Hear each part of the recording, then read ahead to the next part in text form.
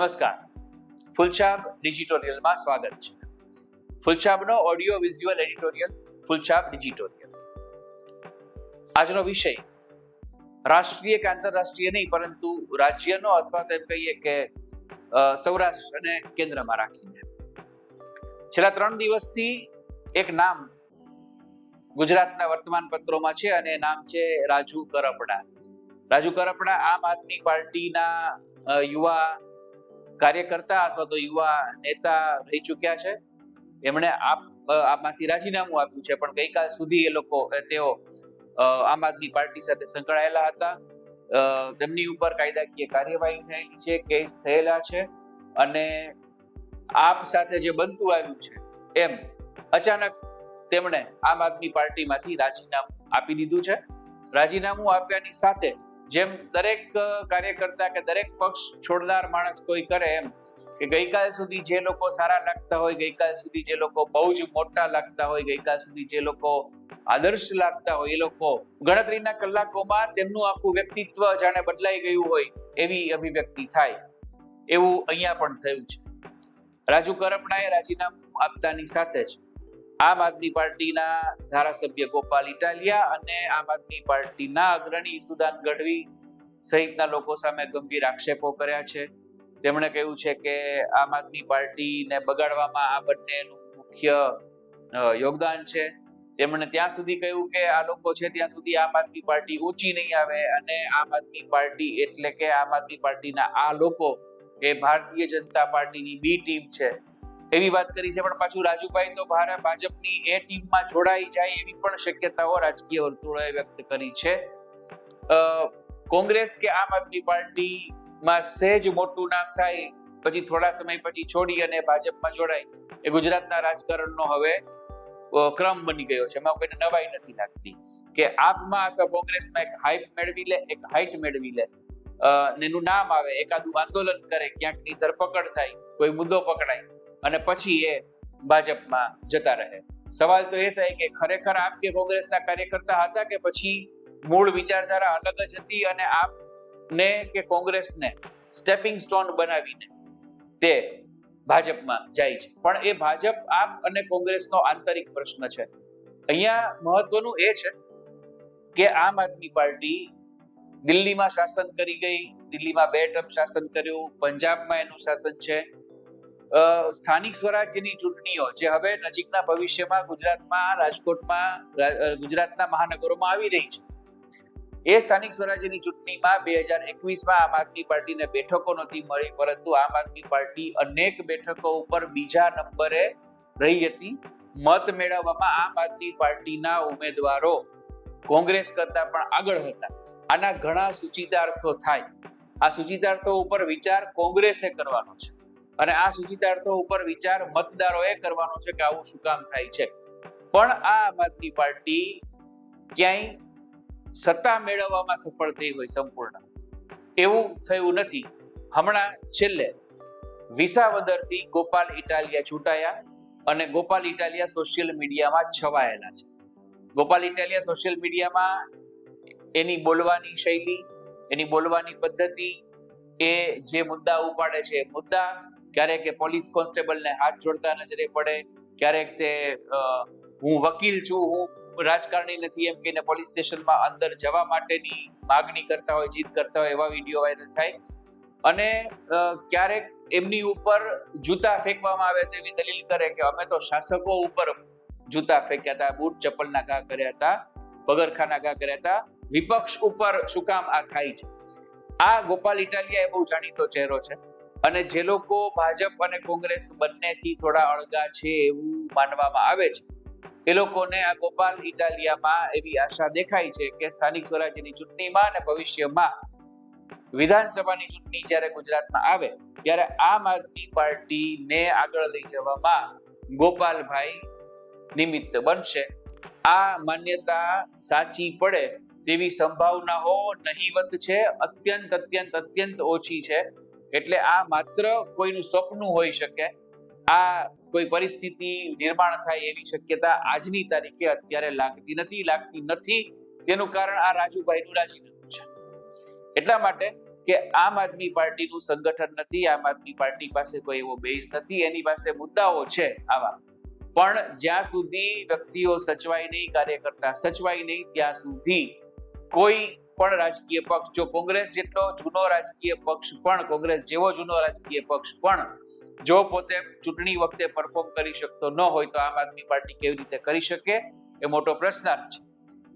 લોકોના પ્રશ્ને આમ આદમી પાર્ટી લડે, પ્રજાની મુશ્કેલીઓ માટે લડે અને એને સફળ થાય તો કોઈ વાંધો હોઈ પણ ન શકે. પણ અહીંયા જે રાજુ કરપડાએ કહ્યું કે આમ આદમી પાર્ટીમાં રહેવાથી મને આમ મતું, હવે હું ખેડૂતો માટે કામ કરીશ. કોઈ પક્ષના કોઈ નેતા સંપૂર્ણ ખેડૂતોને સમર્પિત હોય ને ખેડૂતોને કામ કરતા હોય, ખેડૂતો માટે કામ કરતા હોય એવું ક્યારેય બનતું નથી. ખેડૂત નેતા કહેવાતા લોકો પણ આખરે તો ખેડૂતોની સમસ્યાના નામે પોતાના રાજકીય ધ્યેયો જ સિદ્ધ કરતા આવ્યા છે. આ આજની વાત નથી, પરાપૂર્વથી એટલે કે છેલ્લા 4-5 દાયકાથી ચાલી આવતી વાત છે. હા, કેટલાક નેતા એવા હોય કે જે પોતાની રાજકીય કારકિર્દી પણ મજબૂત બનાવે, પોતાનું સંગઠન મજબૂત બનાવે, પોતાનું વ્યક્તિત્વ પણ એવું બનાવે કે કોઈ પણ પક્ષમાં હોય એને એના પક્ષના હાઈકમાન્ડે ટિકિટ આપવી પડે અને પોતાના મત વિસ્તારમાંથી એ જંગી બહુમતીથી ચૂંટાય. પરંતુ ખેડૂતના નામે રાજનીતિ, નરી રાજનીતિ ચાલે છે અને એનો લાભ ક્યારેય સંપૂર્ણપણે ખેડૂતને મળ્યો હોય એવી નેતાગીરી હવે બહુ ઓછી છે. બીજો મહત્વનો પ્રશ્ન એ આવે કે રાજુભાઈ કરપડાએ આમ આદમી પાર્ટી છોડી દીધી. માની લ્યો કે આમ આદમી પાર્ટીમાં હોત હજી અને એ એમાં પોતાનું કામ ચાલુ રાખત તો પણ આમ આદમી પાર્ટીને શું મોટો ફાયદો કરાવી શકત એવો એજન્ડા એમની પાસે છે? જો હોય તો એમને જાહેર કર્યો. આજે તેઓ આમ આદમી પાર્ટીની બહાર છે. એ કાલે પોતાની રીતે કઈ રાજકીય કારકિર્દી બધા આગળ વધારે, એ ભારતીય જનતા પાર્ટી સાથે જોડાય, એ કોંગ્રેસ સાથે જોડાય તો પણ આ પાર્ટીને પણ રાજુભાઈના ત્યાં જોડાવાથી કે જવાથી શું બહુ મોટો ફેર પડશે? મહત્વનું એ છે કે કોઈ પણ રાજકીય કાર્યકર્તાએ એ કાર્યકર્તામાંથી પહેલા નેતા બનવું પડે, નેતૃત્વના ગુણ શીખવા પડે, ખરેખર પ્રજાની નાડ પારખવી પડે અને એ પોતે એવા સક્ષમ બને કે પછી તમામ પક્ષમાં એને આવકાર આપવામાં આવે. અહીંયા આમ આદમી પાર્ટીમાં રાજુભાઈ કરપડા હોત તો પણ આમ આદમી પાર્ટીને બહુ મોટો ફેર પડી જાત એવું રાજકીય નિરીક્ષકો માનતા નથી. હવે તે ભારતીય જનતા પાર્ટીમાં જોડાય તો ભાજપ એવું ચોક્કસ કહી શકશે કે અમે વધુ એક આપમાંથી વ્યક્તિ લઈ આવ્યા, અમે આમ આદમી પાર્ટીને તોડી, અમે નુકસાન પહોંચાડ્યું. પણ ભાજપ પાસે તો કાર્યકર્તાઓની ફોજ છે, એક વિરાટ અને વિશાળ કાફલો છે, સ્થાનિક સ્તરે, રાજ્ય સ્તરે અને રાષ્ટ્રીય સ્તરે. એટલે એમને આવા કોઈ કાર્યકર્તાની જરૂર હોય એવું પણ નથી. માત્ર આમ આદમી પાર્ટીમાં એક માણસ સક્રિય હોય ઓછો થાય એટલી જ બાબત છે. એટલે અહીંયાથી આમ કોઈ જાય કે અહીંયાથી કોઈ આમ આવે એનાથી બહુ મોટો ફરક પડતો નથી. એક વસ્તુ જે આમાં છે એ છે કે એવી આશા છે કે આમ આદમી પાર્ટી આગામી દિવસોમાં મજબૂત થશે, આમ આદમી પાર્ટી ઉપર લોકોનો વિશ્વાસ બેસશે. તો હજી આમ આદમી પાર્ટીમાં પેલું એક સાંધે ત્યાં 13 તૂટે એવી પરિસ્થિતિ થાય છે. એટલે એને વિસાવદરની એક સીટ જીતી ગયા, થોડુંક લોકોની સ્વીકૃતિ મળી એવું કહેવાય, તો ત્યાં આ એક કાર્યકર્તા છે એ પાર્ટી છોડીને જતા રહ્યા. આમ આદમી પાર્ટી એટલે પછી ઈસુદાન ગઢવી હોય કે આપણે ભાઈ ગોપાલભાઈ ઇટાલિયા હોય, એ લોકો પોતપોતાની રીતે પ્રયાસ કરે છે. ગોપાલ ઇટાલિયા અને મોરબીના ધારાસભ્ય કાંતિભાઈ અમૃતિયા વચ્ચે પણ સામે સામે દલીલો થઈ હતી અને બંને એકબીજાને પડકાર કર્યા હતા અને સૌરાષ્ટ્રની ભાષામાં કહે તો બંને મોરે મોરો આવી ગયા હતા. અને એ પછી એમ કે શું થઈ શકે, તો સૌરાષ્ટ્રના રાજકારણમાં છેલ્લા અમુક મહિનાથી એક શબ્દ પ્રચલિત બન્યો છે કે વિસાવદર વાળી થશે, એટલે કે સત્તા પરિવર્તન થશે. એટલે ક્યાંય પણ કોઈ પણ વ્યક્તિ કંઈક બોલે ને એને જો સત્તાને પડકારવી હોય તેમ કે તમે આમ કરો નહીતર વિસાવદર વાળી થશે. જો આમ આદમી પાર્ટીએ સ્થાનિક સ્વરાજ્યની ચૂંટણીઓમાં કે વિધાનસભામાં વિસાવદર વાળી કરવી હોય તો હજી ઘણો પરિશ્રમ કરવો પડે એમ છે, ઘણી મહેનત કરવી પડે એમ છે. કાર્યકર્તાઓની સંખ્યા અને કાર્યકર્તાઓની ગુણવત્તા આ બંને રાજકીય પક્ષ માટે જરૂરી છે અને એમાં આમ આદમી પાર્ટીએ ઘણું બધું કામ કરવું પડે એમ છે. એ થયા પછી પણ લોકો ગુજરાતમાં કોઈ ત્રીજા પક્ષને કેટલો પસંદ કરે છે એ પ્રશ્ન તો વર્ષોથી છે ને છે જ. એટલે અત્યારે પ્રગતિ તો શબ્દ બહુ ખોટો છે, પણ થોડી ગતિ પણ જો આમ આદમી પાર્ટીએ પકડી હોય, તેમાં વધુ એક કાર્યકર્તાનું રાજીનામું એ એની ગતિને ધીમી પાડનારી બાબત છે. એની સામે ગોપાલભાઈ એમ કે મને એવી ખબર છે કે જેલમાં કયા આઈપીએસ છે એ અમને મળ્યા હતા, રાજુ કરપડાને ગૃહમંત્રી સાથે એની કઈ રીતે મુલાકાત થઈ હતી, બધી મને ખબર છે. તેઓ એમ કહે છે કે કરપડા છે એ ભાજપની લખેલી સ્ક્રિપ્ટ બોલે છે, ભાજપે જે બોલાવ્યું અને કહ્યું એ બોલે છે, અને એઓ હવે ઢીલા પડી ગયા છે. આવું પણ ગોપાલ ઇટાલિયાએ કહ્યું છે કે આજે મેં એમ કે એને જોયા તો એ બહુ નિરાશ અને હતાશ દેખાતા હતા. એવું ઇટાલિયાનું નિવેદન છે. અને એક વસ્તુ કે ભારતીય જનતા પાર્ટી જ્યારે પણ કોઈને કોંગ્રેસમાંથી અથવા આમ આદમી પાર્ટીમાંથી કોઈને લે, હવે જો આમાં બે પાસા છે કે ભાજપના કાર્યકર્તાઓમાં તો આની નારાજગી હોય જ કે ભાઈ ભાજપ કેડર બેઝ પાર્ટી છે, ભાજપની વિચારધારા આખી જુદી છે. ભાજપ વર્ષોનો સંઘર્ષ કરી અને સ્થાનિક કક્ષાથી માંડી અને આજે રાષ્ટ્રીય કક્ષાએ સત્તામાં પહોંચ્યો છે ને બહુ સારી રીતે પહોંચ્યો છે, અને એની નોંધ દુનિયાએ લીધી છે. તો એ પછી પણ અન્ય પાર્ટીમાંથી લોકોને આપની પાર્ટીમાં લેવાની જરૂર શું, એવું ભાજપના કાર્યકર્તાઓ અંદરો અંદર ચર્ચા કરે છે. આ ચર્ચાનો એને કોઈ જવાબ મળતો નથી, અને દર 2-3 વર્ષે 2-3 મહિને કોઈ નવા કાર્યકર્તા આપમાંથી કે કોંગ્રેસમાંથી ભાજપમાં ભળે છે. આ પ્રશ્ન ભાજપનો અને કાર્યકર્તાઓનો આંતરિક છે.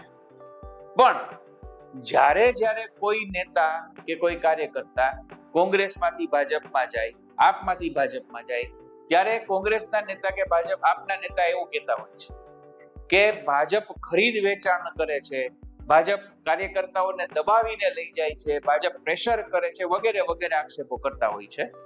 બાકીની બધી બાબતોને આપણે સાઈડમાં મૂકીએ, પણ જે ખરીદીની વાત આવે છે તો એક પ્રશ્ન આ બંને પક્ષ માટે પણ રાજકીય ક્ષેત્રે પૂછાતો આવ્યો છે કે કોક ખરીદી શકે, ખરીદવા આવે એ તો બરાબર છે, પણ વેચાઈ જાય એવી બાબતો આપણે શું કામ રાખવી છે? એટલે ભાજપ છે એ કોઈને આર્થિક પ્રલોભન આપીને જો કોઈ ધારાસભ્યને કે કોઈ કોર્પોરેટરને ખરીદતો હોય, ઇન્વર્ટેડ કોમાં આ આક્ષેપ આપ અને કોંગ્રેસનો છે, જો આવું થતું હોય તો એ મૂલ્યો, પક્ષ પ્રત્યેની વફાદારી, વિચારધારા પ્રત્યેની વફાદારી એ ક્યાં જાય છે?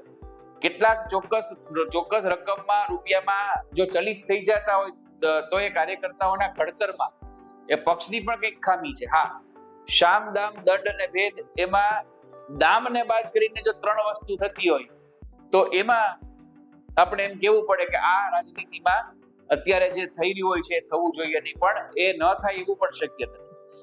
એટલે મૂળ મુદ્દો એ છે કે થોડી મજબૂત થયેલી અથવા તો થઈ રહેલી આમ આદમી પાર્ટી એ ફરી એકવાર એક આંતરિક બમણોમાં ફસાઈ છે. એટલે આમ આદમી પાર્ટીએ જો ગુજરાતની સ્થાનિક સ્વરાજ્યની ચૂંટણીઓમાં પરફોર્મ કરવું હશે, અથવા વિધાનસભાની ચૂંટણીમાં જો એને ભાજપની સરકારને પડકાર આપવો હશે, કોંગ્રેસને પડકાર આપવો હશે, સત્તા પરિવર્તનની વાત અહીંયાથી થઈ રહી નથી, પડકાર જ આપવો હશે, તો પહેલા તો પોતાની પરિસ્થિતિ સુધારવી પડશે. ભલે રાજુભાઈ કાર્યકર્તા તરીકે એમનું કદ જે હોય તે, પણ એક કાર્યકર્તા ઓછો તો થયો. જ્યાં સુધી આ પરિસ્થિતિ નહીં, એટલે ટૂંકમાં પોતાનો ગઢ સલામત ન હોય ત્યાં સુધી બીજાના ગઢ ઉપર આક્રમણ કરવાની ક્ષમતા કોઈ સૈન્ય પાસે આવી શકે નહીં. એટલે આ બહુ આમ જુઓ તો બહુ સામાન્ય અને બહુ નાની ઘટના છે. આની નોંધ બહુ મોટી એવી રાષ્ટ્રીય સ્તરે લેવાડી પણ હોય નહીં, પણ સૌરાષ્ટ્રના, ગુજરાતના રાજકારણને લાગે વળગે છે ત્યાં સુધી જો આમ આદમી પાર્ટી ભવિષ્યમાં ગુજરાતમાં ઇન્ટુ ઇન્વર્ટેડ કોમાસ, અવતરણ ચિહ્નોમાં વિસાવદર વાળી કરવાની ઈચ્છા ધરાવતી હોય તો તેને હજુ ઘણો સંઘર્ષ કરવો પડશે. ફૂલછાપના ડિજિટોરિયલમાં આજે આટલું. ફરી નવા વિષય સાથે નવો સંવાદ. ફૂલછાપનો ઓડિયો વિઝ્યુઅલ એડિટોરિયલ, ફૂલછાપ ડિજિટોરિયલ.